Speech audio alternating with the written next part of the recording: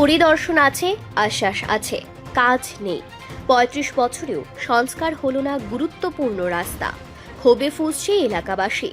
উন্নয়নের বড় বড় দাবি যতই শোনা যাক, বাস্তবে ছবিটা যেন ঠিক উল্টো।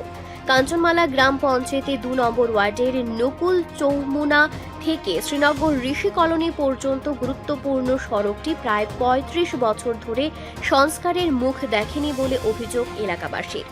এই রাস্তা দিয়েই প্রতিদিন নকুল চৌমুনা, শেখেরকোট, কাঞ্চনমালা এবং আগরতলায় যাতায়াত করেন অসংখ্য মানুষ।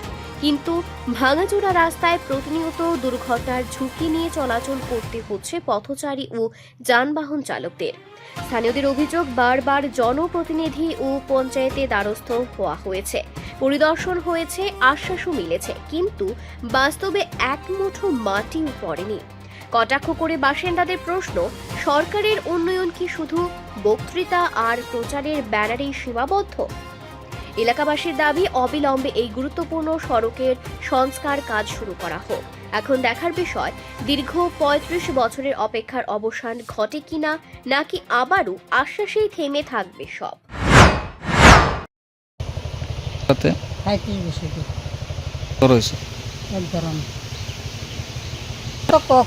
করবো টেয়া স্যাংশন হয়েছে, কাঞ্চনমালা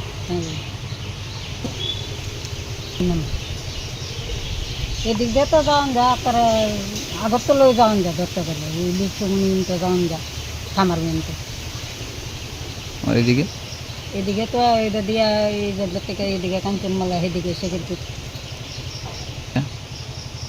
এটা তো অনেক সময় আমি তাই না বাড়ি ঘরে একলা থাকি, দেখি ৩বার ৪বার করে ২বার করে, তো কিছুদিন আগে তো আয়া গেছে, দেখে গেছে।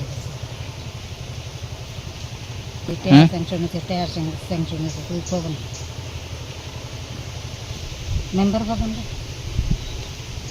ওই তো কয়া দেয় টাকা স্যাংশন হয়েছে, রাস্তা কাজ করবে। অসুবিধা দেয় না, রাস্তা দেও না, এতে মাড়ি নিচে নিয়ে আরো রাস্তাটা আরো বড়, মানুষ আইতারা না যাইতারা না, বা করে রাস্তা হলে তো ভালো হয়ে যাবে, চলাফেরা করতে পারলাম না। দেখতে চাই কতবার, এটা হিসাব নেই।